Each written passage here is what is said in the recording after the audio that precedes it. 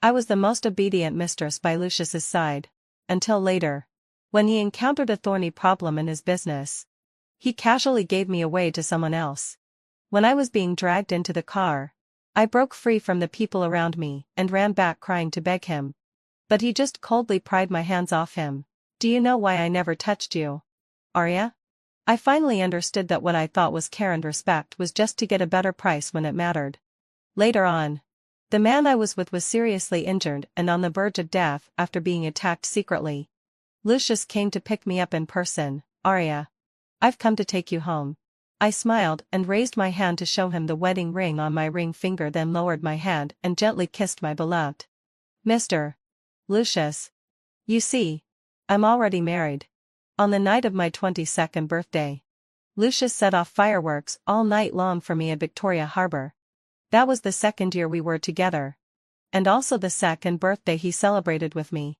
In the lounge, several socialites who usually had a fairly good relationship were chatting and drinking tea together. But suddenly the door was pushed open. Grace was wearing a custom-made long dress from Chanel and carrying a Hermès handbag. She walked straight in and sat down opposite me. She had almost been engaged to Lucius once. So she was deeply hostile towards me. Whenever she got the chance in the past 2 years, Grace would always take the opportunity to make things difficult for me or humiliate me. Today, Lucius had spent a fortune to celebrate my birthday. So Grace naturally resented it deeply. Sister Grace. Mr. Lucius will be here soon. Some people, worried that she would embarrass me, tried to smooth things over. Grace, however, curled her lips into a smile, looked me up and down, and said, "Your dress today is quite nice. It suits you." I opened my eyes in astonishment. And everyone else was also very surprised. Grace's smile in her eyes grew deeper. But her voice became even more amiable. "Just now I heard someone ask Mr. Lucius. And he said himself that you two are about to get married." Grace beamed, and took out a brocade box from her handbag and handed it to me. "Miss Arya, this is a birthday present I specially prepared for you." I didn't understand what was going on, but I still politely took it and thanked her. When she left, she said with a meaningful smile, Oh, by the way, happy birthday, Miss Arya. Wish you many happy returns of the day." I was still clutching the box, unable to recover from the shock, when Lucius came to pick me up in person. He took off his own coat and put it on me personally, picked up my handbag, which made the several socialites behind him cover their mouths and giggle. I was overjoyed in my heart and took his arm and walked out with him. "Mr.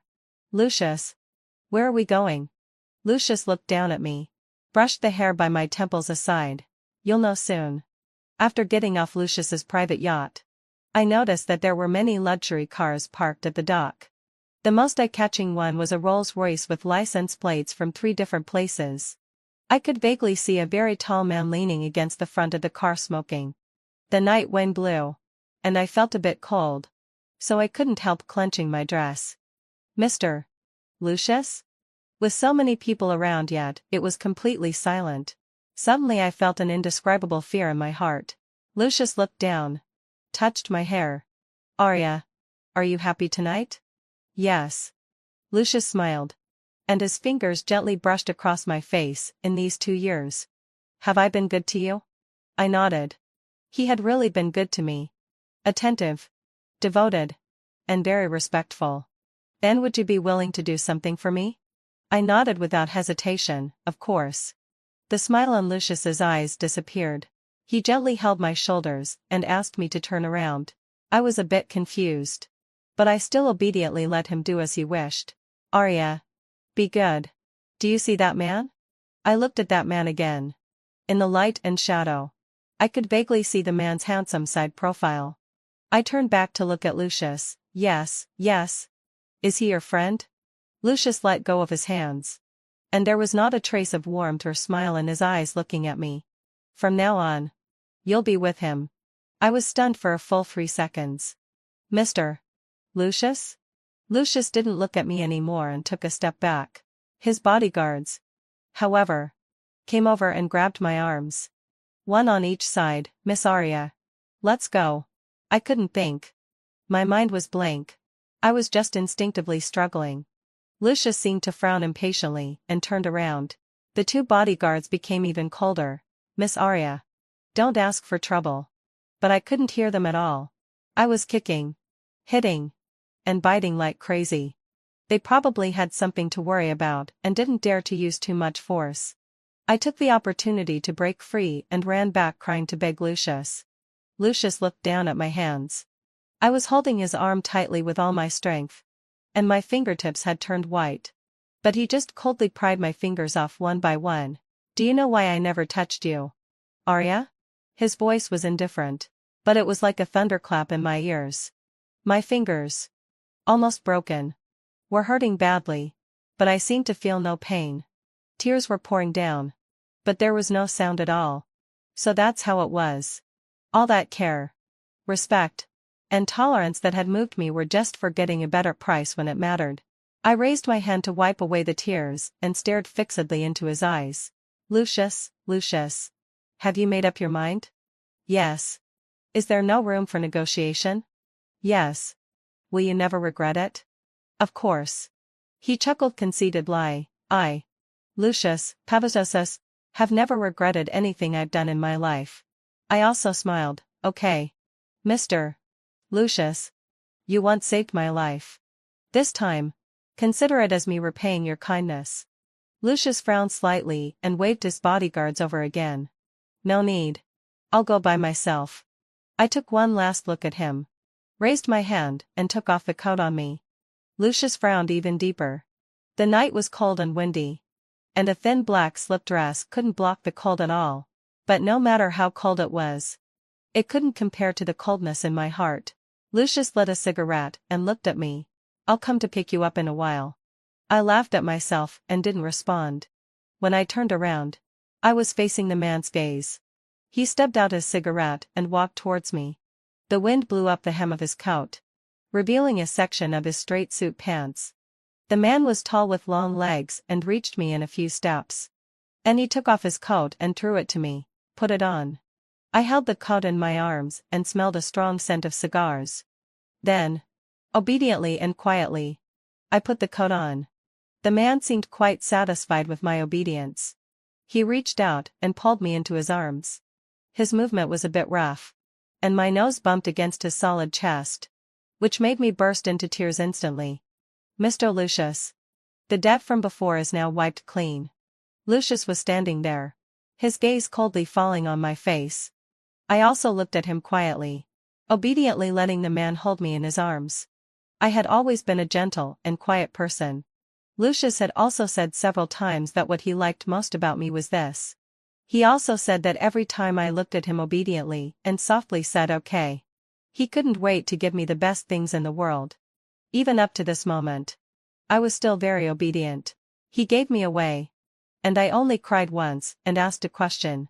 Then I obediently did as I was told. But his expression at the moment didn't look happy at all. Okay. As Mr. Xavier said. It's wiped clean. Lucius nodded slightly, but his hand hanging by his side was clenched tightly without him realizing it. Let's go. The man beside me took me by the arm and turned to walk towards the car. I turned with him and didn't look back until I got into the car. As the car started, I was sitting in the warm compartment and my tears started to fall again. My nose hurt so badly that I simply couldn't control it. Xavier glanced at me and said, "Still feeling bad?" I lowered my head to wipe away my tears, and didn't say a word. Xavier sneered. What's so good about a man like that to keep thinking about? Yeah. What was there to be unable to let go of about a man like that? I was just feeling sorry for my past self for being such a fool. My tears couldn't help but fall even more fiercely. Xavier seemed to get a bit annoyed. Cry again and I'll throw you out. I was startled and quickly wiped away my tears, looking at him with my slightly red mouth. I said, "No. It's because you bumped into me just now and it hurt. That's why I was crying." "When did I bump into you and hurt you?" Just when you pulled me into your arms just now. I bumped it." I quickly stammered an explanation. Xavier was stunned for a moment and then immediately reached out to pinch my chin and lifted my face up. Sure enough, the tip of my nose was red and there was even a little bit of bleeding faintly. Xavier was silent for a few seconds, and then handed me a tissue. So delicate. Thank you. I took the tissue and couldn't help but glance at him again. His face was quite handsome. Even more so than Lucius's. It's just that he was full of hostility. A bit fierce and a bit intimidating. I couldn't help but quietly scoot to the other side to put some distance between us. Xavier's residence in Hong Kong City was a detached villa located on Sheko Peninsula. After entering the door, I was taken to take a bath and change clothes. Then I was sent to Xavier's bedroom. As soon as I entered the door, Xavier was coming out of the bathroom, soaking wet all over with only a bath towel casually tied around his waist. I was instantly so flustered that I didn't know where to look. Xavier had a cigarette in his mouth and laughed, then threw the towel to me. Dry my hair for me. I obediently walked behind him. First wiped his hair half dry with the towel, and then turned on the hair dryer. But after just blowing it a few times, Xavier suddenly reached out and unplugged the hair dryer. Then he picked me up and threw me directly onto the bed. Mr. Xavier. I was so scared that my eyes wide, and I tried to crawl away, using both my hands and feet. But Xavier knelt on one knee on the bed and pinned me down with one hand. Arya. You got some nerve. Daring to seduce me. When did I seduce him? I didn't. I was so angry that my eyes widened. Xavier laughed. His rough fingers landed on my thin silk pajamas. Wasn't it you who was rubbing against me just now when you were standing behind me? I was choked with anger. This pajama was forced on me by his people. And they didn't even give me any underwear. Under someone else's roof. What could I do? He was the one who asked me to dry his hair. He was so tall that I had to stand on my tiptoes, and put in a lot of effort just to barely reach. Seeing that I was so angry and I was about to cry, Xavier seemed to be even more interested. Arya. You're the one who provoked me. Just bear it. When the pajama was torn open, I turned my face away, bit my lip tightly and closed my eyes. Lucius had never touched me. In the past, for me, it was a feeling of being cherished and cared about, but now it seemed more like an unspeakable shame. It's just that I didn't expect it to hurt that much. My instinctive physical reaction and the surging tears pierced through that ridiculous pretense of calmness. Xavier was even more surprised. He stopped what he was doing, looked at me who was crying and shaking for a while, and then cursed. Damn it. Arya. Are you a virgin? Xavier leaned down, wanting to wipe away my tears. But my tears were like a flood breaking through a dam, and I couldn't stop them no matter what. He gradually got impatient with wiping them away, got up and was about to leave. All right. I won't do it anymore. I was crying and sobbing, but I looked at him with my swollen red eyes. No. Arya? I've already hurt once. I don't want to hurt a second time. Thinking about that scalp-ingling pain, I felt horrified. Don't let my pain be in vain. I was crying pitifully and feeling aggrieved. But Xavier seemed to be amused by my words. He reached out and pulled me into his arms again. Arya. Saying things like this to a man at a time like this. You really don't know how you'll die. Although his words were harsh, I still clearly felt that. In the following process, he was much gentler. Until it was all over. I lay on the pillow, not wanting to move. Xavier put on a pair of pajama pants and went to get some water. And he fed me a glass. Go take a bath? I'm so tired. I don't want to move. So delicate. Xavier put down the glass, turned around and picked me up. Hold on tight. If you fall, I won't care about you. I was so scared that I quickly hooked my arms around his neck. The next morning when I woke up, Xavier was already gone from the bed. I got up and sat on the bed, dazed for a while before I realized that I was no longer in the Zhu mansion but in Xavier's mansion. Lucius had given me to Xavier. Just like giving away a commodity. I laughed at myself mockingly. Got up and got out of bed. After washing up, I went downstairs and saw that there were people constantly coming in and out of the living room downstairs. It was very lively. Miss Arya. You're awake? Should we prepare some meals now? Do you prefer Western or Chinese food? All the things Mr. Xavier asked people to buy for you have been delivered. You can see if you like them when you have dinner later. Things bought for me? I looked at the cardboard boxes and crates that almost filled the huge living room and was a bit surprised. Yes. Mr. Xavier said that since you'll be living here from now on, a lot of things need to be prepared. Will Mr. Xavier also live here? Of course. Whenever Mr. Xavier returns to Hong Kong City, he'll live here. I stood there dazed for a while before saying, "Then please prepare a Western breakfast for me." "Thank you." "Okay. Miss Aria. Please wait a moment." After finishing the meal, the staff was still waiting for me to go through the newly bought items. It practically included everything needed for daily life. Xavier wasn't a careful and gentle gentleman. For example, when it came to preparing clothes, he might be too lazy to spend time choosing. He simply swept up all the in-season and out-of-season clothes of all the big brands and filled the huge walk-in closet upstairs. The skincare products and cosmetics were also all top-of-the-line luxury lines. Not to mention bags. There was a pile of her mess. And what surprised me the most was the jewelry. The dazzling diamonds were countless. And there were even to red diamonds in the jewelry box. You should know that red diamonds are extremely rare. There are only 20 or 30 mined globally. And the largest one doesn't exceed 6 carats. Miss Aria, do you see if there's anything else that needs to be added? It's enough already. I felt a bit mixed emotions. Please say thank you to Mr. Xavier for me. Actually, Lucius was also very good to me. My daily life was already luxurious. But it was still far from being like this. I could only attribute it to men's desire to conquer and competitiveness. Xavier might want to outdo Lucius. Otherwise it couldn't be explained why he would be so generous to a woman he had just met.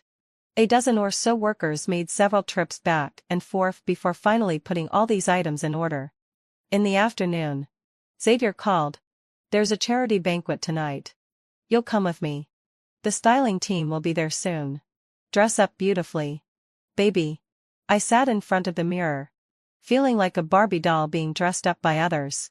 No matter how much the stylist and makeup artist praised me, I wasn't in a good mood. Even though the dress I was wearing was a haute couture among haute coutures, worth millions. Even though the string of emeralds around my neck was worth hundreds of millions. But I was still a bit absent and bitter. Yesterday I was Lucius's girlfriend. Today I became Xavier's woman. Even if I was dressed up to look glamorous, in the eyes of others, I was just a laughingstock. I could even already imagine how those socialites, wealthy ladies and young ladies who used to be kind to me at banquets, would avoid me like the plague and look at me with disgust now. But I could only bite the bullet and move forward. At 6 o'clock, Xavier came back to pick me up. It was still that Rolls-Royce with a special license plate, being extremely high-profile and ostentatious. As soon as I got in the car, Xavier pulled me into his arms. He pinched my face. "Why do you look so unhappy?" "No. Aria. I'm not blind." "Mr. Xavier. Can I not go?" Xavier played with my earlobe with great interest. "What? Are you afraid of seeing someone surnamed you?" I lowered my eyes. "I just don't really want to participate. These kinds of activities are always boring and you can't even get enough to eat." Xavier couldn't help but laugh when he heard that. "I'm here. You can do whatever you want and eat as much as you want, but the dress is very tight." I was wearing a mermaid dress that showed off my figure very well. Drinking one more sip of water would make my little belly bulge. Xavier's slender fingers landed on my flat stomach. "Aria, are you tired of living like this?" I was a bit confused. Lucius was extremely good to me, spoiling me to the extreme.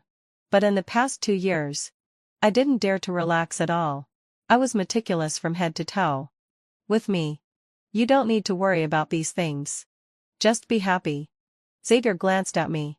Compared to looking beautiful, of course it's more important to be full.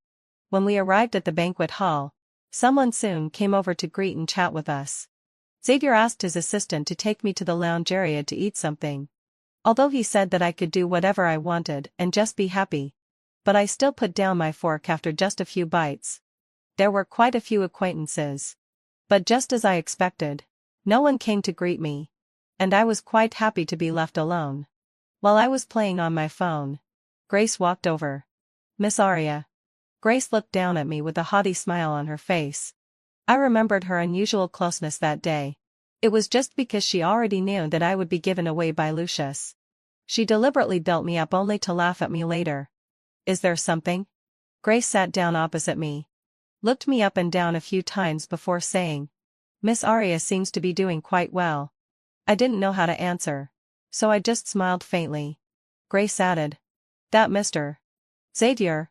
I heard he's really difficult to get along with. Miss Aria must have suffered a lot, right? Not really. What do you want to say? I just want to remind Miss Aria that you don't really think Lucius will take you back. Do you? Not really. What do you want to say? I looked at her calmly and said, Miss Grace. I won't go back. Grace was a bit surprised. What? Are you determined to stay with Xavier? Miss Aria. I'm giving you a friendly warning. Xavier is a dangerous man who lives on the edge. You won't have a good end if you stay with him. Miss Grace. This is my own private matter. I stood up. If there's nothing else, I'll be leaving now. Aria. Grace also stood up, with a bit of unwillingness in her voice. Actually, Lucius misses you a lot in his heart. I smiled lightly and with relief. Really? Then thank Mr. Lucius for remembering me. Have you really given up on Lucius? I didn't look back. Miss Grace. He was the one who gave up on me first. On my way to find Xavier, I met a socialite with whom I hadn't been on good terms before. Aria. You're quite capable. You're climbing higher and higher each time. Thanks to Mr. Xavier's kindness. I'm also very honored. Don't get too cocky. She raised her eyebrows and looked at me mockingly. I'm waiting to see who your next sugar daddy will be. My face was calm. But there was a turmoil of emotions in my heart. The helplessness and indignation of not being able to control my own fate almost turned into a huge and terrifying beast's mouth, ready to swallow me whole. Yes, what if Xavier gets tired of me? As Grace said, he's a man who walks on the edge of a knife. His hands are not clean. They're stained with blood. He dominates half of the underworld in Southeast Asia. If Lucius had even the slightest bit of affection for me, would he have given me to Xavier? Obviously not. Maybe in his eyes. My life and death were as light as a feather. In the second half of the banquet, I became even less interested. Standing beside Xavier, those people were superficially respectful to me. But as soon as they turned around, the contempt and disdain in their eyes couldn't be hidden. Are you hungry? Xavier was sitting on the sofa and pulled me onto his lap. In the dim light, I shook my head and quietly looked at his face. Young at a low sigh. Handsome, fierce, flamboyant, and extremely arrogant. He was gentle to me now.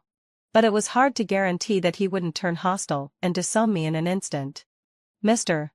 Xavier. I decided to touch his sore spot. Taking advantage of the fact that he was still interested in me now. Even if I angered him, at least I wouldn't lose my life on the spot. Moreover, maybe I could even plan a way out for myself. A man like him always keeps his word. What do you want to say? Just now someone said they were waiting to see who my next sugar daddy would be.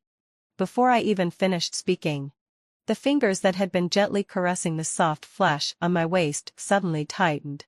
I frowned in pain but still continued to ask. Mr. Xavier, will you give me away? Like Lucius gave me to you. Will you also give me to someone else? Xavier looked at me and slowly smiled. He smiled wantonly. Rebelliously. And with a hint of disdain. Aria. Women are never men's appendages. A man who exchanges women for benefits is even worse than a waste in my eyes. Are you sure you're not insulting me by comparing me to Lucius? That's not what I meant. I'm just afraid that you'll get tired of me one day. I looked at him with tears gradually gathering in my eyes. I knew that I looked the most beautiful and pitiful like this, which would make people feel sorry for me. I also knew that playing such mind games was really despicable, but I had no other way. I just wanted to find a way out for myself. Afraid I'll get tired of you? Xavier looked at me with amusement. His big, rough palm slapped my buttocks neither too lightly nor too heavily. Then just be good in bed and please me. Won't that do? Mr. Xavier. I was both angry and ashamed, glaring at him resentfully. Xavier seemed to be in a good mood and indulged me. Don't worry. I won't give you away. You belong to me. Xavier. Alive or dead. You'll be a ghost of the Xavier family. I assumed he was just joking. After all, men's words can be deceiving. Moreover, there was Lucius as a precedent. But it seemed that Xavier wasn't just trying to coax me.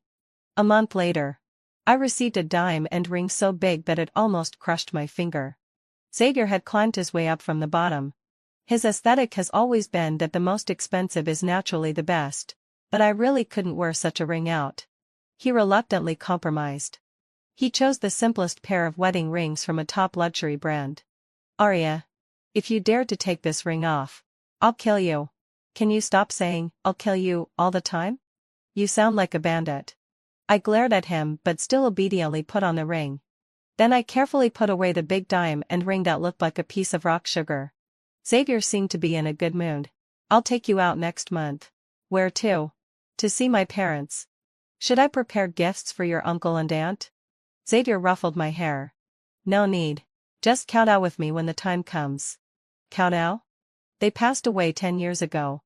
Xavier pulled me into his arms. Arya. After kowtowing to my parents, you'll be the daughter-in-law of the Xavier family. Mr. Xavier? I was extremely surprised. I didn't expect Xavier to say such a thing. Didn't you say you were afraid of being given away? Xavier pinched my face. A wife won't be given away. Can you feel at ease now? After being with Xavier, I never thought I'd meet Lucius again. After all, he was from the capital. When we were together before, he mostly stayed in the capital. Coincidentally, Xavier wasn't with me that day. After chatting with others, Lucius actually walked straight up to me. He was holding a small plate with delicate pastries on it. Have some cake. He handed the plate to me. I remember you always said you couldn't get enough to eat at banquets. I didn't take it. I just smiled brightly. Thank you, Mr. Lucius. But I've already had enough to eat today. Lucius looked at me in surprise.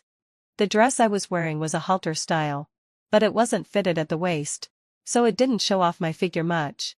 Among all the glamorous dresses in the hall, my dress wasn't the most eye-catching or the most expensive. But it was the one I chose myself. The most comfortable and relaxing one for me. Is this the cheap stuff Xavier lets you wear? I chose it myself. Lucius raised his eyebrows slightly, clearly not believing me. If he treated you well, such a dress wouldn't even reach you. I was too lazy to explain anything to him. Xavier's aesthetic was that the more expensive, the better. My dressing room was filled with haute couture. I even had many antique haute couture dresses as my personal collection now. But I really didn't like wearing them now. Just as Xavier said, being happy was the most important thing.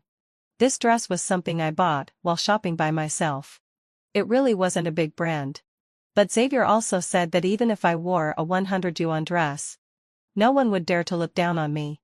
After all, my man's status was there. Think whatever you want. I stood up, wanting to turn and leave. Lucius reached out and grabbed my wrist. Arya. Just endure a little longer. It'll be over soon. I frowned and shook off his hand. Mr. Lucius. Please behave yourself. Lucius was clearly a bit displeased. But he still managed to restrain himself with great grace. Arya. I said I'd take you back. I really couldn't help it and retorted. Lucius, having fulfilled my obsession. Are you crazy? If you're sick, go see a doctor. Okay? Arya. Once something is given away, there's no reason to take it back, let alone a person. Or do you think I'm always something that can be discarded at will in your eyes? You think Xavier can have any real feelings for you? He just wants to humiliate me. I know better than anyone else how he treats me. Arya. You're really naive. Lucius smiled haughtily. Anyway, what's mine will eventually come back to me. Arya. Including you. Xavier soon found out about my meeting with Lucius. He came back very early that night. He reeked of alcohol and was obviously in a terrible mood. I was doing my skincare in front of the dressing table when he pushed the door open and came in. He roughly picked me up and threw me onto the bed. Mr. Xavier. I had just called out when Xavier bent down and kissed me hard. The delicate and elaborately snide gun was torn open by him with one hand. His movements were strong and forceful, completely lacking the usual gentleness. I could probably guess what was going on. So I stopped struggling and let him kiss me obediently. Arya. Xavier grabbed my wrists and pinned them above my head. There was a fierce and ferocious look in his eyes as he stared at me fixedly. Don't forget who you belong to now. I haven't forgotten, I said softly, trying to calm him down. Today was just an accident. I didn't expect to meet him. He said he'd come to take you away. I won't go. Mr. Xavier. I won't go with him. My voice was very calm. Extremely calm. But it had a soothing power instead. Xavier's mood obviously calmed down a bit. He let go of my wrists and his slightly rough fingertips caressed my eyebrows and the corners of my eyes. Do you still have feelings for him? I didn't answer immediately. After a few seconds, I shook my head. No. It was true. No matter how humble and inconspicuous I was, I still had some self-respect. I wouldn't degrade myself to that extent. Do you have feelings for me? I was a bit surprised that he would ask me this. Even for a moment, I wondered if he was jealous. Arya. Don't get distracted. Xavier suddenly tightened his grip on my waist. I looked at the man in front of me. There was a hint of anger in his eyes. But it seemed more like he was angry with himself. Angry that he would ask such a childish question. I couldn't help but smile. Then I raised my face and gently kissed him. Guess. He slapped my buttocks hard in anger. But then he kissed all the way down until he stopped at the small scar on my lower abdomen and kissed it tenderly. Does it hurt? No. It was just a minor surgical scar. And it's been over a year. But Xavier still touched it carefully for a long time. Why did it leave a scar? I guess I have a scar-forming constitution. Strangely enough, the wound healed rather slowly at that time and got infected a few times. It took more than a month to heal completely. And that's why it left a scar. From now on, I won't let you have another scar on your body. Suddenly, I was touched by what Xavier said. Mr. Xavier. Xavier stroked my hair and bent down to kiss my neck. Arya. You can only be with me for the rest of your life. Okay. I didn't expect Lucius's words to come true so soon. Only I and a few of Xavier's trusted aides knew about Xavier's plan to take me to pay respects to his parents. But somehow the news leaked out. Just after we finished kowtowing in front of the tombstones, we heard the loud noise of the helicopter's propellers. Xavier's parents both came from scholarly families and had gentle and low-key personalities. Presumably, they wouldn't have wanted to see their only son take a completely different path from theirs later in life. Therefore, every time Xavier came back, he always traveled light and never made a fuss. But precisely because of this, he was clearly at a disadvantage this time. I hid behind the tombstone, wearing his coat. From the initial terrified screaming to finally, I had become so calm that I was almost numb. All of Xavier's subordinates were dead. And he was forced to the front of his parents' tombstones with no way out. Blood soaked his black clothes.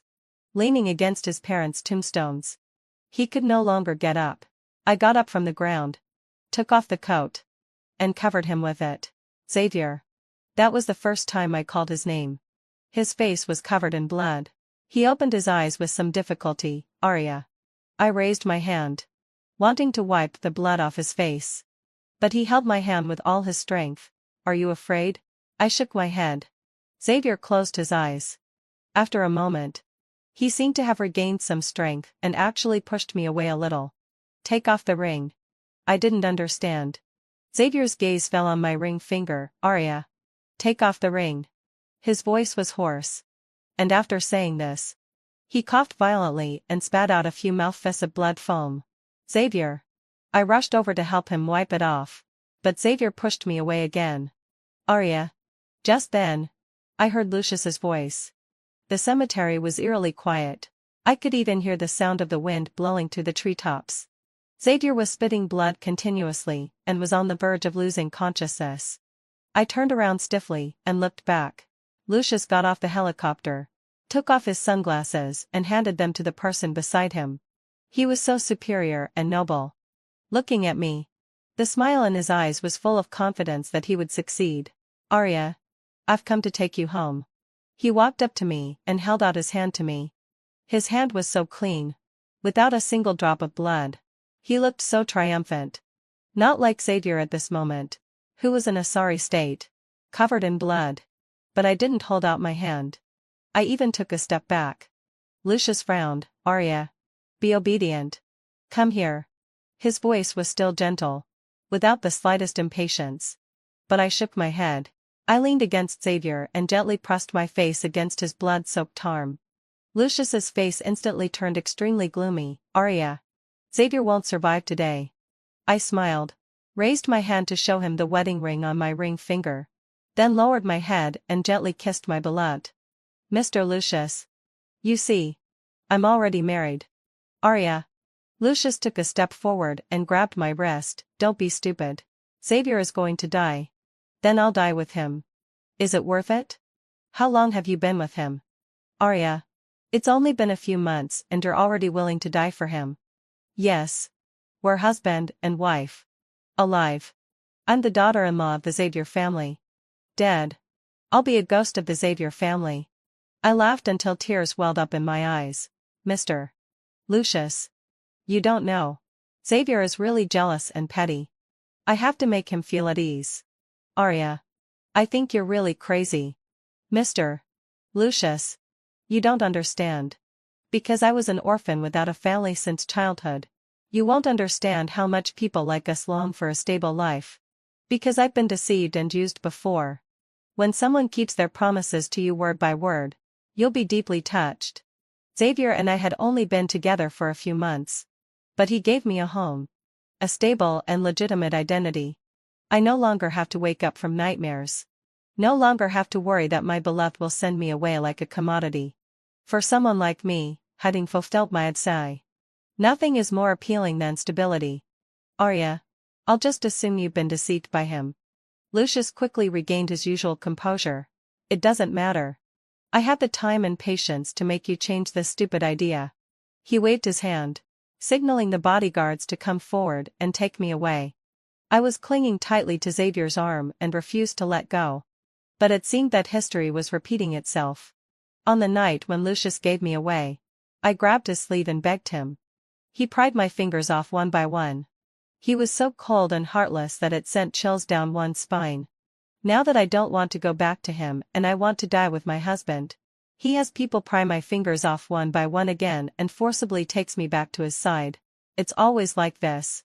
Always has been. In his eyes, I'm not even considered a person. But no matter how hard I tried, I couldn't break free. Even in the end, when I was screaming and shouting until my voice was hoarse and I passed out, I was still forcibly taken onto the helicopter by Lucius. When I woke up, Lucius said a few words to me calmly. Arya. Why are you so stubborn?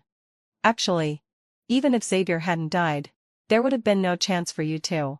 Do you know why I found out about his whereabouts so quickly, and took action so quickly? You've done a great service. Arya. He got up and walked in front of me, placed his finger on the scar on my lower abdomen and stroked it gently. A micro-tracking device was implanted here when you had the operation. I slowly raised my head and looked at the man in front of me. He was triumphant. Full of complacency. Superior and unattainable. But in my eyes, he wasn't even as good as a beast. So, Arya. Xavier died because of you. How can you still be with him in life or death? Xavier was thrown into the deep sea by Lucius's bodyguards. I heard that he was already devoured by the fish and left no bones. After his death, the gang was in chaos without a leader. Soon, without a low sigh, a new leader emerged and completely replaced him. Perhaps it won't be long before the name Xavier is completely forgotten. Lucius brought me back and put me under semi-house arrest. I thought about fighting him to the death. But I was pregnant. The baby was just 2 months old. Neither Xavier nor I knew about it. When Lucius found out, he immediately forced me to have an abortion. But I stole a pair of scissors from the kitchen and held them against my neck. Maybe he knew my temperament a little. He knew that without the baby, I would surely not survive. In the end, he actually gave up this decision. When the baby was 4 months old, Lucius came back drunk late at night and insisted on entering my room. I stabbed his arm with that pair of scissors. Arya. He covered his bleeding arm and looked at me without blinking. You really fell in love with Xavier, didn't you? I didn't answer him. I just sat on the carpet, holding the scissors and hugging my lower abdomen tightly. Didn't I treat you well enough, Arya? I even tolerated Xavier's bastard. You don't deserve to mention his name. Lucius. You beast. You don't deserve to be compared with him. Okay. Very good. Lucius was so angry that he laughed instead. Arya. Do you think that now, without my protection, you and the baby can survive? Xavier had countless enemies when he was alive. There are plenty of people who wanted him to die. If it weren't for me, you would have been tortured and humiliated to death long ago. Do you think I want to live? I sneered. Lucius? If you'd had let me die with Xavier at the cemetery, I might not have hated you so much. You're really crazy. What kind of magic potion did he give you, Arya? Because I'm sure he wouldn't have given me away. Even if he was down and out, in a desperate situation, a man like him would never send his woman away like an object just to save his own life. Lucius's face was livid. How do you know he wouldn't? You haven't been in that situation. How do you know he wouldn't? I just know that Xavier is a man of his word. He is my husband, Arya's husband. I just know that he would never treat me like that. He would rather die than hurt me. In the end, I finally burst into tears. Suddenly, I seemed to understand why he forced me to take off the ring that day in the cemetery when he was on the verge of death. He was trying to find a way out for me. He hoped that Lucius could be less resentful about my past with him, so that my future path could be a bit easier and I could suffer less grievances. Even on his deathbed, he was still worried that I would be bullied. But I really don't know why Xavier was so good to me. When the baby was 8 months old, the man who took over Xavier's gang suddenly came to find me. He gave me an old gold lock, the kind that children wear. This is something that Brother Dong has always carried with him.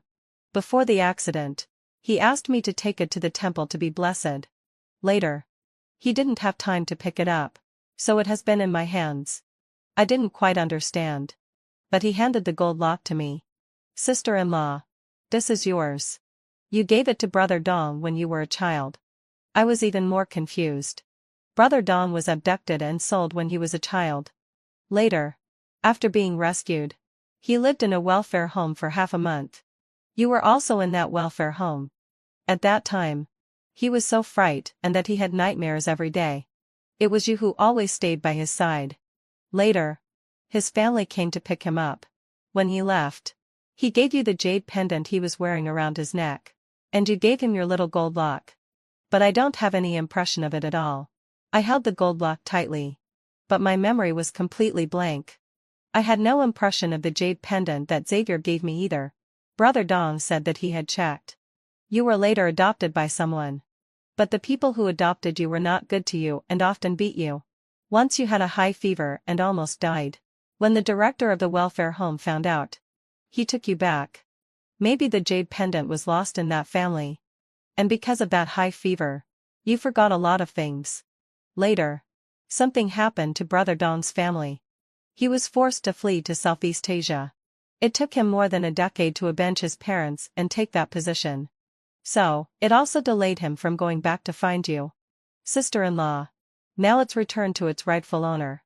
I held the gold lock in a daze, with tears streaming down my face. It's returned to its rightful owner. But what about Xavier? He would never come back to me and our child again. Maybe it was because of the excessive emotional fluctuations. Soon after getting the gold lock, I had premature labor and gave birth to a frail daughter. I was afraid that Lucius would take my child away. Although I was extremely weak during my confinement, I still insisted on taking care of the child day and night by myself. When my daughter was 3 months old, Lucius took me back to Hong Kong City. But that night, we had another falling out. After the quarrel, Lucius took some people to Macau to relax. My daughter and I stayed in Hong Kong City. That night, fireworks suddenly burst out over Victoria Harbor. A whole hour of debauchery. I put my daughter to sleep and stood on the deck of the cruise ship, looking at the fireworks all over the sky. What was on my mind was the first time I met Xavier that year. It was also such a night, and the ground was also covered with red after the fireworks burned out. Lucius put a coat on me and pushed me towards him. At that time I was so heartbroken and desperate that I was almost on the verge of collapse. But I had no idea that in just a few months I would fall in love with him. And in just a few more months, we were already separated by life and death. A night wind blew coldly on my face. I raised my hand and touched a wet mark. Xavier. I couldn't help but murmur softly this name that had been lingering in my heart countless turns. A pair of slightly cold hands came from behind me and gently covered my eyes. I was startled and screamed instinctively, pushing them away. But a familiar voice came to my ears. Arya. Your man is back. I don't know if you have ever experienced that feeling. It was as if the blood in my whole body had frozen. My heart stopped beating. Even the wind seemed to have been paused. If time could also be stopped. I really hoped that it would become eternal. No need to worry about gains and losses. No need for surprises to turn into disappointments. I could always look forward to reuniting with him soon. But the fingers that were originally covering my eyes finally let go. There was a colorful glow of lights in my sight. Those hands landed on my waist, then slowly moved to my lower abdomen and gently rested on it. Does it hurt, baby? I nodded with all my strength with tears falling endlessly. It hurts. I'm sorry. You said you wouldn't let me have another scar. It's my fault. You said that after kowtowing to your parents, I would be the daughter-in-law of the Xavier family. But I just became the daughter-in-law of the Xavier family and then started to be a widow. Finally, heading to Feldley, I burst into loud sobs and pounded on the arms that were hugging me. Xavier. I hate you. I hate you so much. My face, which was distorted from crying, was gently held by his hands. The familiar touch landed on the corners of my eyes. He wiped my tears, but my tears just wouldn't stop flowing. In the end, he had no choice but to lower his head and kiss me. Xavier. I trembled as I touched the scars on his forehead and jaw.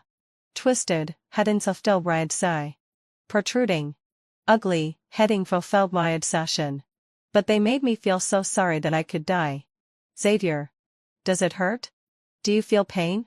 I don't know how he survived, being seriously injured, unconscious and thrown into the deep sea. How much strong willpower and how much luck did he need to be able to come back and stand in front of me again? Arya. Xavier hugged me so tightly that I could hardly breathe. But I didn't want him to let go. It seemed that as soon as he let go, my dream would end. The wound doesn't hurt anymore. But when you cry, my heart aches. Xavier lowered his head to kiss me again. Baby. I'll take you home. I was led forward by him in a daze. After walking a few steps, I suddenly remembered something. Our daughter. Xavier. And our daughter. I've already asked someone to go and get her. What about Lucius? Xavier smiled faintly. But his smile was bone-chilling. Let him pray that he has good luck to leave the gambling table tonight. Actually, Lucius used to go to Macau to gamble from time to time in the past. Later, after being severely punished by his father and having one accident after another, until he gave me away and Xavier spared him that time. He didn't touch this stuff for a while. But starting from last year, he gradually became worse and became addicted. Every time he stormed out of my place, he would always go and gamble like crazy. But at this moment, I suddenly thought of something. Was there someone behind the scenes pushing all this? But Xavier didn't want to tell me about these messy and filthy things. And I didn't want to be occupied by these disgusting people and things either. I just focused on staying with him and our daughter. When the Chinese New Year was approaching, news came from Beijing. Lucius embezzled billions of funds from the Lucius family, which completely angered the current person in power of the Lucius family. I heard that he was almost expelled from the Lucius family. It was almost at the end of his rope. But he wasn't resigned to such an end. So he took the little money he had left and went to Macau again. And this time, Lucius didn't leave the casino alive. Soon after, there was a man with disabled legs on the streets of Macau. Later, perhaps the Lucius family thought he was too embarrassing. So they took him back. Since then, no news about him has come again. Xavier didn't go back to the gang. His sworn brother would continue to sit in that position for him. He took me too many places. We even went back to that old welfare home. He remembered every plant and tree in it. And even the swallow's nest under the eaves. But I had forgotten everything completely. The past was like a dream. I found you when you were with that idiot. There was a strong sense of jealousy in Xavier's tone. I couldn't help but laugh. He saved me once before. But you also liked him. When you're young, it's easy to confuse gratitude with love. Anyway, hadn't fulfilled my obsession. I don't like him. Xavier. I turned around and hugged him. I love you. He was stunned for a moment, seeming a bit uncomfortable, and coughed lightly. But then he hugged me even tighter. I love you more. Don't say I anymore. Xavier raised his eyebrows slightly and bent down to kiss me. Mrs. Xavier. Your husband loves you very much. I couldn't help but laugh and stood on tiptoes to respond to his kiss. But in the end, I gently kissed his scar. Xavier resisted for a moment and wanted to push me away. But I held his hand. The sun was shining brightly. It was the best moment of the day. Our daughter came staggering over. Then suddenly stopped. She raised her chubby little hand to cover her eyes. Then peeked through her fingers, giggling cutely. I also laughed, lying on Xavier's chest, and gradually laughed as loudly as our daughter. This heart has landed, taken root and sprouted, and no longer needs to wander aimlessly like before. I have no regrets in this life. The end. On the way home from school, Tamarix, the PER student newly sponsored by my family, was harassed by some hoodlums. She cried pitifully, saying that I deliberately left her behind and that the hoodlums were also instructed by me. Upon hearing this, my two childhood friends, without listening to my explanation, threw me into the red light district at midnight.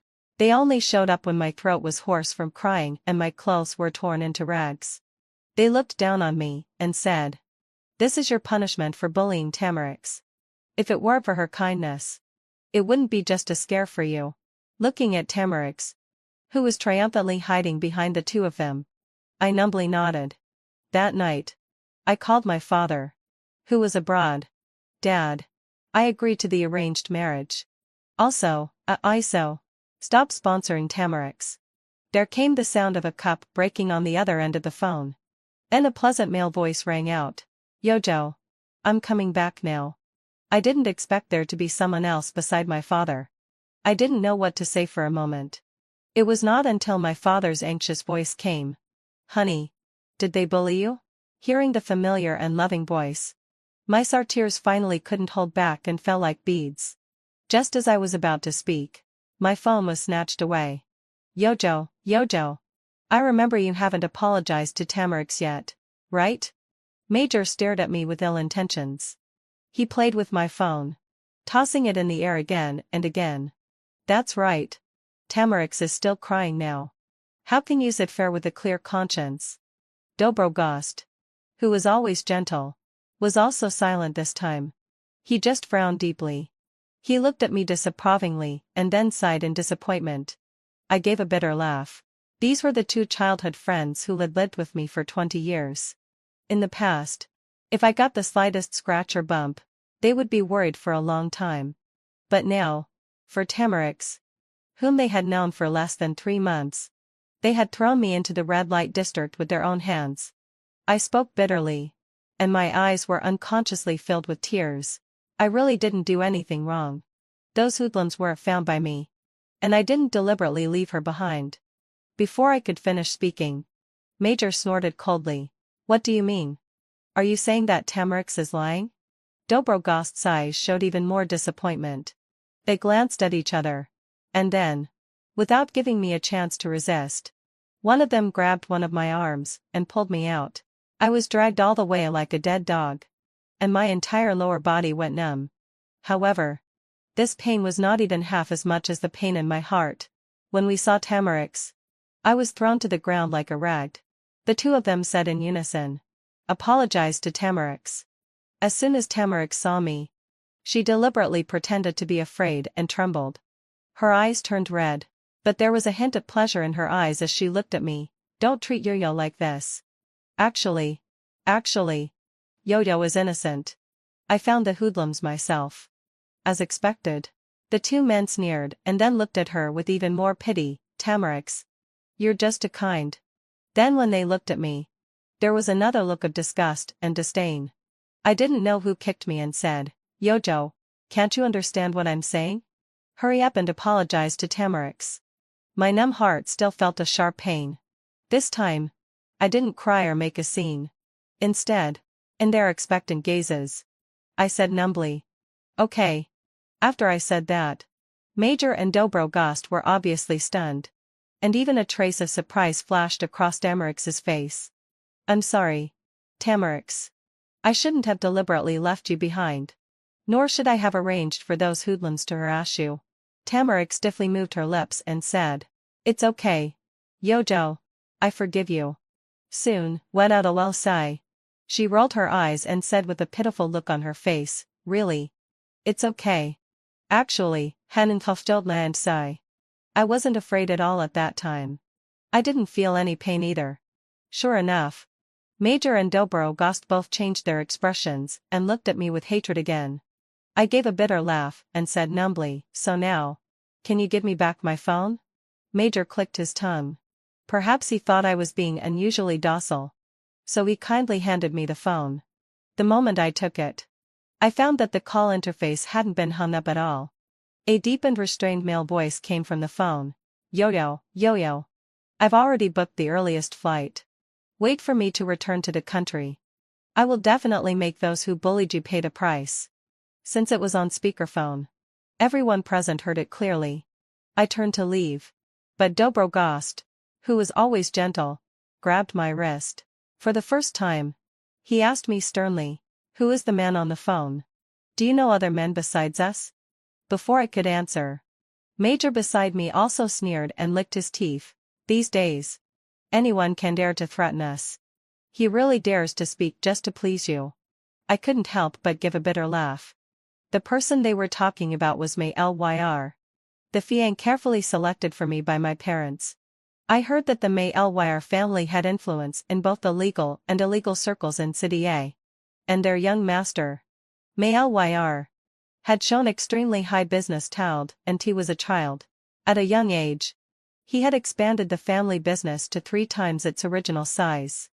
Not to mention threatening them. Even directly kicking them. The 2 adopted sons of my yo-yo family. Out of the circle was just a piece of cake for May Lyr. Something he could do with just a flick of his finger. I lowered my eyes. Didn't say anything more. And numbly turned and left. In the evening, I quickly washed up and then hurried to bed, forcing myself to close my eyes and go to sleep. I checked the weather forecast and knew that there would be a storm tonight. Possibly with thunder and lightning. And I had been afraid of thunder since I was a child. But the thrilling experience during the day still seemed to be in front of my eyes. And I was still in shock. I tossed and turned in bed, unable to fall asleep. Unconsciously, I recalled the past again. I still remember us in high school. Full of youthful vitality and the innocence of students. In the past, Dobrogost would get up early every morning, and then carefully arrange a loving breakfast with a different shape every day. Then he would call me to get up with infinite tenderness and go to school with me and Major. Major had a cold personality. But he would always quietly put a box of my favorite pastries, which were also the hardest to queue up for, in my drawer. After a long time, the girls in the class would speak sarcastically, saying that my 2 brothers were like my 2 personal bodyguards. At this time, Major would stand in front of me and coldly retort, "What? Even if we were nannies, we'd be happy too. It's none of your business." Even Dobrogost, who was always gentle, would frown at her and say coldly, "Gossips are the ones who spread rumors." I was very happy every day back then. But since that transfer student, Tamarix, came, everything has changed. At this moment, a dull thunderclap exploded as if right next to my ear. My heart almost jumped into my throat. In the dark, I fumbled several times before turning on the switch of the bedroom light. In an instant, the room was as bright as day. I finally had some courage. I covered my ears and quickly went to close the window. But purple lightning kept flashing in the sky. And thunderclaps kept crashing one after another. I almost let out a scream and ran towards the living room. My whole body's hair stood on end. Without much thought, I ran straight towards Major and Dobrogost, who were about to go out. "It's so late. Where are you going?" Seeing my embarrassed and panicked appearance, Major raised his eyebrows and sneered, "Yo, yo. Are you afraid of the thunder again? My face turned pale unconsciously. And I said in a trembling voice, if there's anything urgent, you can deal with it tomorrow. Tomorrow is okay. But I'm the only one at home. Before I could finish speaking, I was interrupted by Dobrogost, who was rarely so anxious. Tamarix. Wait for us. We'll be there soon. Since it was on speakerphone, I clearly heard Tamarix's pitiful voice on the phone say, okay. Then she urged them again. And the end of her voice unconsciously carried a hint of pride and excitement of success. In an instant, anger welled up in my heart. This Tamarix clearly did it on purpose. Because she was the only one besides Major and Dobrogost who knew that I was afraid of thunder. But at the moment, I couldn't care so much. I could only grab Dobrogost's sleeve. Dobrogost, consider it my begging you. Okay? Dobrogost, however, pried my trembling fingers apart one by one. His most tender eyes were so cold that I didn't dare to look directly at them. Tamarix is afraid of the dark, just this once. Yojo. Just give in to her. Then he turned and caught up with Major, who had already left. Without looking back, the thunderclaps rang out one after another in my ears. I curled up in the corner, shivering. I sobbed loudly, out of breath. It seemed that I was venting out all the grievances I had accumulated for many days. I don't know how long it had passed. When another thunderclap boomed, my eyes went dark. The last thought before I fainted was that Major and Dobrogost. I would never need you again. Perhaps it was bad luck. The next day, I met Tamarix again while having a meal in the school cafeteria. Major and Dobrogost were not by her side. But there were 2 sets of tableware reserved for them. I guessed that they had gone to get her some extra food. After all, there was already a delicate loving lunch in front of her. Exactly the same as the one that Dobrogost used to make only for me. I just took a quick look and then got up to leave with my meal. Strangely, my heart didn't seem to hurt this time. It was as calm as if there were no ripples at all. But Tamarix took the initiative to stop me. She folded her arms and looked at me with a sneer. She no longer pretended to be weak in front of Major and Dobrogost. Tamarix stopped pretending. With a single opening of her mouth, she easily spat out mean and vicious words. Yo-yo. Have you seen it these days? You're just a piece of trash and don't deserve anyone's love. Thinking of something. She laughed maliciously. I heard that your parents have been abroad all year round. It seems that even they don't love you. My chest heaved. I subconsciously said, what do you know? My parents have always loved me. My mother is not in good health, so she has been healing abroad all year round, and my father is there to accompany her. After I explained all this until I was out of breath, I felt that it was tasteless and meaningless to talk to her about these things. When I turned to leave, Tamarix suddenly snatched the covered rice in my hand and poured it directly over her own head. I was immediately stunned and stood there looking at her. The next moment, Tamarix, as if changing her face, squeezed out a few tears and started crying softly. I was simply amazed throughout the whole process. This is really going too far. Soon, Medana Lalsai. Major's angry roar behind me confirmed the bad suspicion that had emerged in my mind. A group of onlookers gradually gathered around. In full view of everyone, Major grabbed my wrist and looked at me with disgust. Yo-yo. Are you throwing a tantrum like a spoiled young lady again? My whole face turned red. I opened my mouth, about to say something. Out of the corner of my eye, I saw Dobrogost, who was gently tidying up Tamarix with a look of pity on his face. Speak up. There was exhaustion and disappointment in his eyebrows. Yo-yo. I really misjudged you before. You can't always rely on the Yo-yo family as your backing and bully Tamarix over and over again. Regarding the incident where Tamarix met those street thugs last time, it was also. My face turned deathly pale. I never expected that he would slander me so openly in front of so many classmates. Sure enough, the classmates around me stepped back a bit, their faces filled with disgust and malice. I hastily explained. No. Listen to me. The truth is not like that. But I had no evidence. And the way I couldn't defend myself made them even more convinced of my crimes. God. I can't believe it. Yojo turned out to be such a person. Exactly. I used to think she was easy to get along with. But it turns out it was all just her disguise and mask. The spittle from each of them could almost drown me. I stood there, desperate and embarrassed. I watched helplessly as Major and Dobrogost stood on either side of Tamarix, protecting her in the middle in a protective stance and walking away from the crowd. My eyes felt sour. And I suddenly remembered that it was me who used to stand in the middle of them. Since that day, I had been isolated at school. The classmates look at me with deep contempt and disgust. Even all kinds of things that intimidate me keep appearing in the drawer of my desk, such as dead mice. Sanitary pads glued with 500 to glue. I looked at Major's ears perked up not far away and knew that he must be expecting my surprised reaction. I sighed and understood that there must be the handiwork of Major and Dobrogost behind it. It seemed that it was difficult for me to study with peace of mind at school. So I simply submitted a long-term leave application to the school authorities and hired a private tutor outside the school. In the following days, I didn't go to school anymore. I went out early and came back late every day, deliberately avoiding contact with Major and Dobrogost. Looking at the constantly vibrating incoming calls on my phone, I let out a long sigh and blocked the two of them directly. But the peaceful days didn't last long. I ran into their group again at a corner in the mall. Major and Dobrogost had big and small bags hanging on their arms, and were accompanying Tamarix shopping. When they saw me, they both stepped forward in unison and stood in front of Tamarix, as if I were some kind of ferocious beast. Their eyes were full of vigilance. "What do you want by following Tamarix?" I gave a bitter laugh and didn't want to say another word to them. When I was about to leave quietly, out of the corner of my eye, I saw Dobrogost hand a card to Tamarix. He said gently to her, "Tamarix, take this card and go see if there's anything you like." My steps froze in place. And I could hardly believe it. Dobrogost is quite ambitious. After growing up, he hasn't used a single penny from the Yo-Yo family.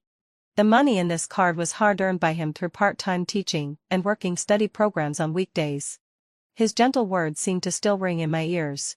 He once said that this card would only be for me to spend in the future, but now, after pretending to decline for a while, Tamarix happily accepted the card. My fingers curled up unconsciously. When I gave a bitter laugh and walked away, Tamarix accidentally passed by me. She let out a cry. I tried to help her, but she still fell to the ground quickly. In the eyes of outsiders, it looked as if she had been pushed down by me and then slapped. My heart thumped. "Sure enough," she said with a wronged look on her face. "Yojo, I really regarded you as a friend. But you treated me like this." Her tears fell as she spoke. "Are you still holding a grudge about what happened last time?" These seemingly innocent words revealed the motive for me pushing her. Sure enough, the next moment, Major walked towards me with a suppressed low pressure. He gritted his teeth and said, "Yojo, you're really going too far." As he spoke, his big boxing-trained hand slapped straight towards my face. When my heart almost jumped to my throat, his wrist was firmly grasped by a pair of slender fingers with distinct joints, and he couldn't move forward any further. I turned around in shock and saw a man with broad shoulders, a narrow waist, a tall and slender figure, and three-dimensional and handsome facial features with familiar traces. In a flash, I was so excited that my eyes turned red, and I recognized that he was the brother from the neighbor's house when I was a child and also my fiancé Maylyr. Maylyr threw Major away in disgust. Dobrogost behind him caught him in a hurry, saving him from falling embarrassingly. Then he took a handkerchief respectfully handed to him by the butler behind him and carefully wiped his hands. After that, he raised his hand and gently wiped the tears from the corner of my eye with his fingertips. "Don't cry." The man's voice was deep and hoarse, carrying some exhaustion from the long journey in the past few days. But it was irresistible. "Yo-Yo, slap her back." My head was dizzy, and my eyes were sour. I couldn't wait to pour out my grievances to him. In an instant, all the grievances of these days welled up in my heart. I gritted my teeth and slapped Tamarix's face with all my strength. There was a clear slap sound. Tamarix, who had been in a daze and was fascinated by the suddenly arrived, godlike man in front of her, let out a scream and quickly fell to the ground. Dobrogost was quick to react and tried to help her, but he forgot that he was still supporting Major. who had just stood firm. In an instant, the three of them fell down in a row like building blocks. With a loud bang, the three of them fell to the ground in a sorry state. I couldn't help but laugh out loud, but May Elwire spoke again. As soon as he opened his mouth, it was as if his words were poisoned, mean and hitting the soul directly. See? This is what it means to push her down. Major and Dobrogost didn't have time to be angry. They calmed down and looked at Tamarack suspiciously. But they saw that the latter's face was deathly pale. Before they could react, May Elwire threw a bag of documents in front of them and sneered. If you're blind, it can be cured, but if your heart is blind, there's no way to fix it. The documents scattered messily on the ground. I saw several pages of them, which actually recorded how Tamarack bribed those little thugs. I was shocked and looked to the side. These documents were densely filled with the whole process of every incident in which Tamarack slandered and framed me. My eyes gradually became wet, and I burst into tears in an instant. May Elwire didn't forget to ask his subordinates in the country to investigate these things while he was on the way here. This man had actually put so much thought into me. I remembered that day when I called my father. I was originally complaining, but he directly said he would come back to the country. When I was deeply moved, May Elwire bent down and wiped away my tears fiercely. Don't cry. As my woman, you'll be moved a lot more in the future. If you cry over such a small thing, you'll go blind sooner or later. I let out a snort of laughter. But my heart was incredibly soft. May Elwire domineeringly interlocked his fingers with mine and walked straight past the three of them. But behind us came Dobrogost's shock. It's impossible. It can't be true. You must have forged these. Major also grabbed the documents and wanted to catch up with us. Yo-yo. Explain things clearly. Yojo. But their voices gradually faded away. Because the two of them had already been blocked far behind by the bodyguards May Elwire brought. After leaving the mall, I blushed and broke free from May Elwire's hold. That. We don't seem to be that familiar yet. When the man heard this, he angrily grabbed my chin. He took out a photo of us when we were children from his wallet. Yojo. Do you know why I went abroad? I was stunned for a moment and belatedly realized that I really didn't know. May Elwire went abroad when he was in junior high school, but the May Elwire family's business has always been in the country. Thinking carefully, he didn't seem to have a reason to go abroad. I went abroad back then to develop the May Elwire family's overseas business. But later, I was entrusted by your father to take care of the Yo-Yo family's business. So, he has been taking care of it for so many years. Then he handed the photo to me. In the photo, a good-looking little boy was holding a baby in his arms. He said fiercely, I even held you when I was a kid. It turned out that during his many years overseas, he had already started to take on the responsibility of being the fiancé of the Yo-Yo family. The man had tough facial features and a broken scar on his eyebrow bone. And he spoke fiercely. But I wasn't afraid. Instead, I felt a little pity. My eyes gradually became wet. And my throat choked up. May Elwire. Since then, my relationship with May Elwire has gradually become closer. The loving breakfast in the morning. The snack at noon. The afternoon tea pastries that arrive on time during the afternoon break. And the occasional romantic candle at dinner at night. May Elwire sends them to me rain or shine every day. I can't help but laugh. These are even more delicate and delicious than the things Major and Dobrogost sent me before. One morning, I was biting a slice of bread as usual and was in a hurry to go to school. Major behind me stopped me. He rarely softened his tone towards me. Yojo. Come and have some breakfast before you go. As he spoke, Dobrogost, who was always good at cooking, came out of the kitchen. He was holding a lovingly arranged breakfast in his hand and gave me a doting smile.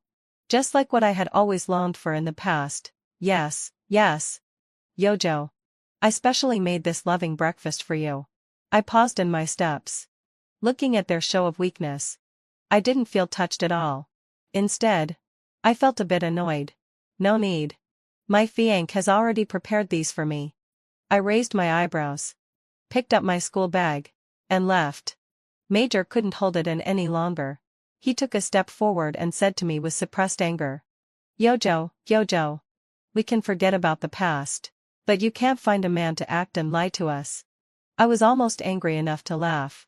A man like Malyr, who is mature, elegant, cold, and not easy to approach, is a top-notch man. Where could I find such a noble actor? But I don't want to waste any more words with them now. Well, he's an actor, I found. So can you let go now? I looked at Major calmly and lost the desire to explain to him. At this time, Dobrogost quickly came forward to liven up the atmosphere. Yojo, Hudado. It's not too late for you to eat this before going to school. I shook my head and didn't even want to talk to them. While Major was in a daze, I ran out of the door in one breath. Suddenly, I felt a breath of freshness in the air. When my good friend Ginny came to ask me to accompany her to watch a ball game, I refused without thinking. Because, if I remember correctly, Major and Dobrogost were also participating in this basketball league. I didn't want to see these two people I hated anymore. So I shook my head like a rattle. But Ginny hugged my hand coquettously and swayed it back and forth. Come on, Yojo. Just accompany me. Will you? Just as I was about to refuse, she leaned close to me with a gossipy look on her face. Do you know, Yojo? I heard that in this ball game between college students and social professionals, there's also a really amazing man. He's tall, with sharp facial features, and exudes an imposing aura. You have no idea. He's simply incredible. This must be the real reason why this girl suddenly became interested in the basketball game. I gave her a helpless look, but my heart started pounding. Why do I feel that the person she described is a bit like Malyr? But I quickly shook my head and laughed at myself. It seems I'm really crazy. A favored son of heaven like Malyr, who has an exalted status and is a big shot in City A, how could he participate in such an ordinary ball game? Somehow, I still went to that ball game. As soon as I sat in the audience, I saw Major and Dobrogost in the center of the court. The appearance of these two handsome men was particularly eye-catching, causing a burst of exclamations and revelry among the surrounding girls.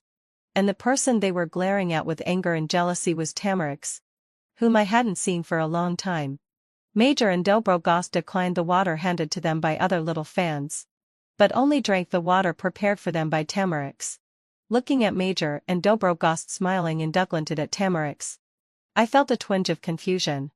I wonder what tricks Tamarix used to make Major and Dobrogost still smile happily at her after seeing those documents. Suppressing my confusion, I ignored them. Instead, I looked towards the entrance of the court, and a man with a powerful aura slowly walked out. His appearance made all the girls present scream. Even the little fans of Major and Dobrogost switched their allegiance one after another, and they covered their mouths and excitedly exclaimed, "Holy shit," continuously. The reaction of the little fans aroused the dissatisfaction of Major and Dobrogost. They frowned and followed the gaze of the crowd. And they saw Malyr, who had changed into a basketball jersey and revealed his strong and well-defined body lines. He was 6 or 7 years older than me. But when he put on the jersey, he looked as youthful as a student. Yet he also exuded the charm of a mature man. My heart started pounding. Malyr. He actually came. With new and old grudges combined, Major and Dobrogost exerted extra effort, trying to defeat their opponent, Malyr. But Malyr wasn't flustered at all. He handled them with ease throughout the game. With an exciting whistle, Malyr finally won the game with a crushing score. The little fans screamed and celebrated for him. And I also came back to my senses from the intense game situation. I let out a sigh of relief. And then with a smile, I took out a bottle of water I had prepared earlier and handed it to him. Malyr took the water and drank it greedily. Water droplets trickled down along his bobbing Adam's apple. I turned my head away, feeling a bit embarrassed. When I turned my head, I saw Major and Dobrogost beside me. They both let out an involuntary cry of pain. They hadn't noticed it during the game. But as soon as they got off the court, they felt that the bones in their legs seemed to have been twisted too severely. I looked at Malyr with a questioning gaze. He didn't say anything, but raised his eyebrows, clearly non-committal. I couldn't help but laugh. Major beside me suddenly got angry. Yojo. What do you mean? Don't you see that we've sprained our legs? Why don't you take us to the hospital? Dobrogost also looked at me sadly, and shook his head in disappointment. Yo-yo. You weren't like this in the past. Tamarix looked at them in disbelief, and then unconsciously dug her nails deeply into the palm of her hand. I sneered and said sarcastically, you said it yourself. That was in the past. From now on and in the future, I won't be like that anymore. The faces of the two of them turned pale. Major quickly reacted. His face twisted as he pointed at Mayr. Yo-yo, yo-yo. Is it because of him? My fingers trembled involuntarily. It has nothing to do with others. But Major persisted and continued. Yo-yo. Are you still angry about what happened with Tamarix last time? Mayr, however, put his arm around me. Why waste your breath on these losers? Then, went out a low sigh. In Ginny's shocked gaze, he walked out almost half embracing me. After leaving the arena, my fingers curled up involuntarily. But the next second, the man held my hand even tighter. A warm current flowed through my heart, and my ears turned red without my realizing it. You helped me again. Thank you. The man seemed not to have heard clearly. He dug his ear. What did you say? I pursed my lips, and a trace of gratitude flashed in my eyes. Thank you for teaching them a lesson for me again. By them, I naturally meant my two childhood friends, who were like brothers to me. Mayr, however, let out a disdainful snort. It's no big deal to teach to losers a lesson on the side. He stopped, and as if remembering something, he added, besides, you're my woman. You don't need to say thank you. Under the man's cold and stern facial features, his eyes were filled with affection. My heart started pounding even faster. The next moment, Mayr pulled me into his arms. His deep and lazy voice was almost right next to my ear. Close your eyes. After saying that, he kissed me without asking, both domineering and gentle. When Major and Dobrogost arrived home with dark faces, we were packing our things. Major, who was always overbearing, suddenly fell silent. Yo-yo. Are you leaving? I shook my head at him unhappily. Major gradually relaxed and suddenly realized. Oh, Ola. So you're going on a trip with this strange man. I frowned. But he still didn't take the hint and sneered. Yo-yo. There are a lot of strange men these days who trick girls. Be careful that he takes you to the mountains. Calling him a strange man again and again, I put down my package heavily. Annoyed. Dobrogost beside him quickly covered Major's mouth and said earnestly to me, Yo-yo. Actually we're doing this for your own good. I let out a cold laugh. Sorry. This is my home and I'm not going anywhere. Take a look again. Whose luggage is on the floor? The two of them looked at it with doubt. The more they looked, the more familiar it seemed. Finally, heading to Feldlayer, they realized that the things on the floor were their own. So Major asked in shock, Yo-yo. You're actually kicking us out? Dobrogost also frowned and looked at me. Yo-yo. You've really changed. I wasn't in the mood to deal with these two idiots. I rolled my eyes and continued packing. But Major took a step forward and grabbed my wrist. How dare you treat us like this? But he was kicked flying by Mayr, whose patience had already run out. My Faye treated you almost like her own brothers. But what about you? Because of a stranger you've known for less than 3 months. You've hurt her repeatedly. And even threw her into the red light district. Major. Dobrogost. My father-in-law isn't at home today. So I'll make this decision on his behalf. From now on, you're no longer the adopted sons of the Yo-yo family. Get out of here and go back where you came from. My eyes gradually filled with tears. I looked at this man moved. He always seemed impatient and wasn't good at expressing himself. But to avenge me, he didn't hesitate to participate in a boring lead and even speak for me. The faces of Major and Dobrogost turned pale in an instant. Because they thought of a common unpleasant experience. Which was the orphanage. In the past, they didn't have enough to eat or wear. It was my father who appeared and gave them a home, providing them with a life of luxury and treating them as the young masters of the Yo-yo family. They had been well fed and well cared for by our Yo-yo family for so many years. With only one condition. That is to take good care of me. But not only did they break their promise, they also hurt me repeatedly. So now, They had no reason to stay in my home anymore. Major quickly composed himself and sneered, curling the corners of his mouth. Yo, who do you think you are? Your identity as Yo-Yo Sviank is still in doubt. What right do you have to boss us around now? Just then, there was a heavy thud at the door. Then do I have the right? I heard the familiar voice and almost couldn't believe it as I turned my head. Major and Dobrogost also changed their expressions all of a sudden. Sure enough, it was my father who had come back. Not only my father, but he was also pushing my mother in a wheelchair. And they both appeared together. I immediately ran over and threw myself into my parents' arms. The bitterness and grievances I had felt for many days turned into tears and streamed down my face.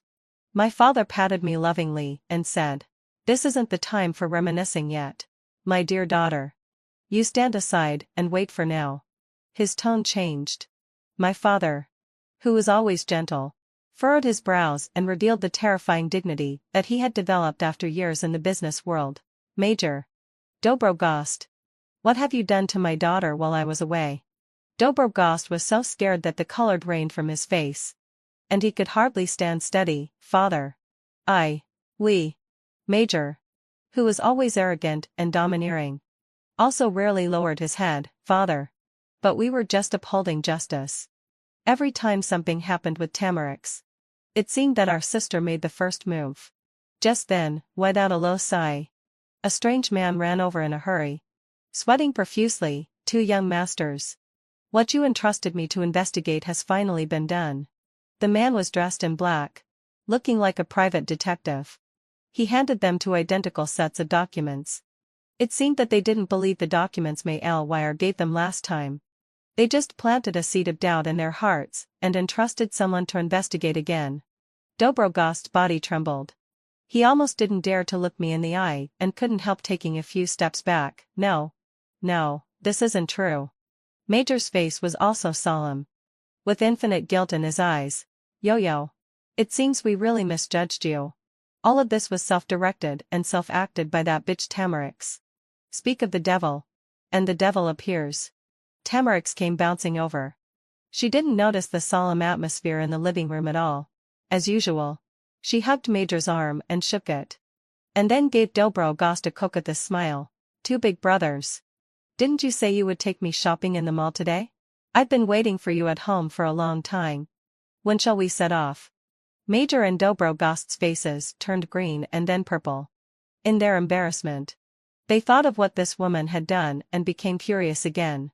Dad immediately got angry and coldly asked the butler, "How do the people below do things when I'm not at home?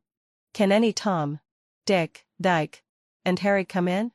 Tamarix was stunned, but she quickly reacted. She blinked her eyes weakly and looked at my dad. "Uncle, you may not have known before. Your 2 sons have already recognized me as their adopted sister." Major said angrily, "Shut up. When did we recognize you as our adopted sister?" Tamarix looked at him sadly. "Didn't you say before that from now on you would love me like a sister?" My dad was almost so angry that he laughed. My mom was also so angry that she coughed, making my dad extremely worried. He didn't waste any more words and directly issued an eviction order. "Enough. From now on, you have nothing to do with my Yo-Yo family. I have already suspended all your cards. From today on, you'll have to fend for yourselves." As soon as the words fell, all 3 of them were completely stunned.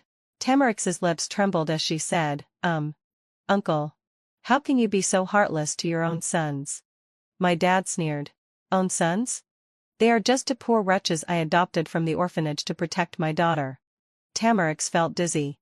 In the past, she thought Major and Dobrogost were the young masters of the Yo-Yo family, so she tried every means to get close to them.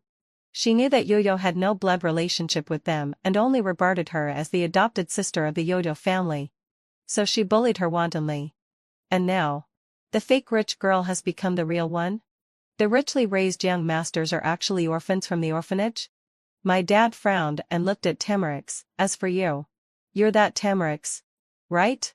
From today on, the Yo-Yo family will no longer support you." Tamarix's face twitched. She forced a stiff smile at me. "Yo-Yo, everything in the past was an accident.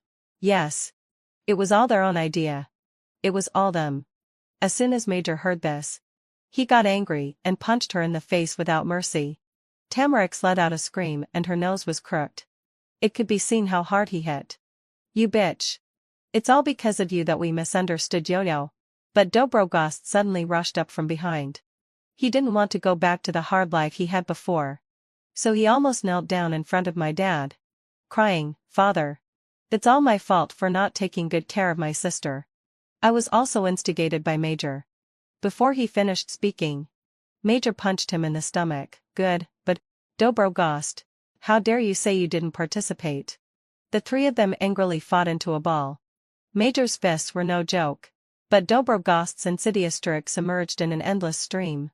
And Tamarix's long fingernails were also formidable. My parents completely saw through their true colors, and asked the security to drive them out. There was a look of guilt on my dad's face. Dear daughter. I didn't expect that my decision back then would cause you so much suffering. I comforted my dad. It's okay. Dad. It's all in the past. My mom nodded and let out a long, relieved sigh. Yes. It's all in the past. Then her tone changed, and she looked at me, and Mayr with a smile. Now. Shouldn't we talk about your wedding? I opened my eyes wide in shock. Isn't it a bit too soon? But Mayr took my hand and looked at me seriously. It's time to talk. I think the 8th day of next month is very suitable. I flipped through the calendar. Well, today is the 29th of this month. I couldn't help but roll my eyes at this man and was completely speechless. Since Major and Dobrogost were kicked out of my house, in order to scrape together the tuition fees for school, they didn't hesitate to take on part-time jobs. They wiped tables during the day and washed dishes at night. Their identities were no longer a secret. After the alumni heard about my story, they felt sorry for me one after another. And Tamarix was isolated on the entire campus.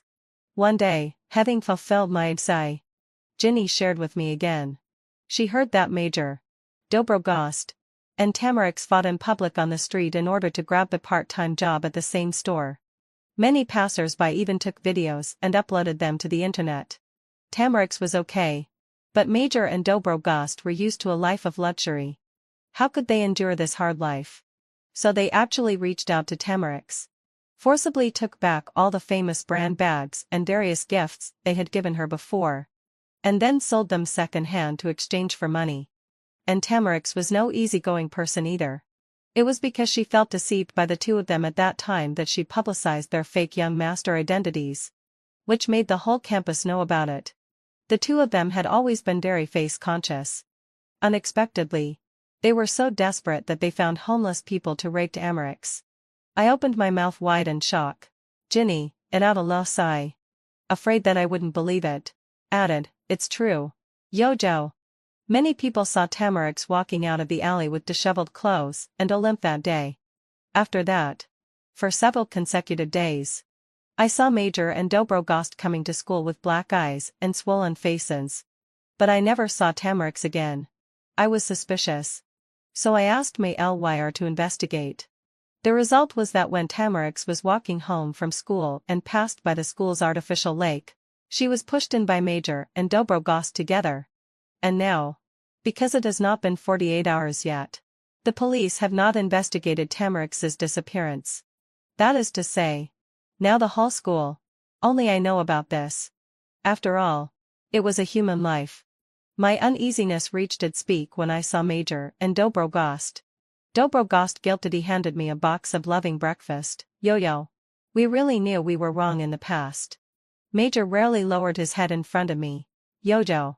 As long as you can forgive me, I won't complain even if you beat me to death. I suddenly felt that they were terribly strange. The thought that they had clearly killed someone, but were still talking to me normally here made me shrink. I quickly passed them by and left.